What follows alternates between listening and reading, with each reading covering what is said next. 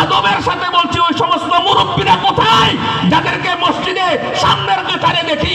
ওই সমস্ত দোস্তরা কোথায়? ওই সমস্ত আমার যুবক ভাইয়েরা কোথায়? যে সমস্ত যুবকের তত্ত্বাবধানে যুবকের নামে মাহফিল হয়েছে, তোমরা যদি আজকে মাহফিলে না বসো তাহলে মাহফিল করে কোনো লাভ নাই।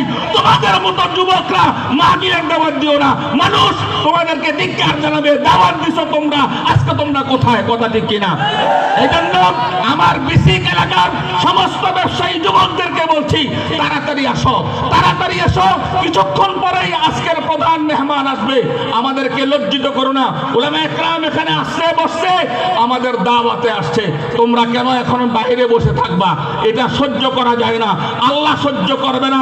হাসরের ময়দানে সেদিন তো তুমি ইয়া ওয়াইলাতা লাইতানি লাম আত্তাখিদ ফুলানান খলিলা বলে মাথায় মারবা, বুকে থাপড়াইবা, ওদিন আমাদের দেখতে ভালো লাগবে না। বিধায় দুনিয়ার হায়াতে এই সময়কে কাজে লাগাও। সময় তোমাকে আল্লাহ দিয়েছে, হায়াত তোমাকে আল্লাহ দিয়েছে, তোমার কোনো কৃতিত্ব নাই, তোমার কোনো ক্ষমতা নাই, আল্লাহ আমাদেরকে হায়াত দিয়ে বাঁচায় রাখছে। কথা ঠিক কিনা? আল্লাহর জন্য কোরআনের মেহনতে, কোরআনের বরকতে আমাদের জীবন চলার পথে হয় আমরা বেঁচে আছি। আজকে কোরআনের মাহফিলে তোমরা আসবা না, এটা আমাদের কাছে দুঃখ লাগবে, কষ্ট লাগবে।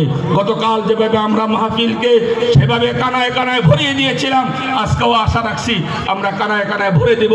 যারা ডান দিকে বসে আছি, মেহরবানি করে বসে যান। আপনাদেরকে আমরা চিনি, জানি। বাসে উঠলে যদি সিট থাকে তাহলে যেমন বাসের ওলারা আপনাদেরকে বসায় দেয়, আমরা সিট না থাকলে বাড়া দিতে চাই না। আমাদের বসার সিট আছে, আপনাদের জন্য জায়গা করা হয়েছে, দাঁড়ায় থাকবে মাহফিল অসুন্দর লাগে।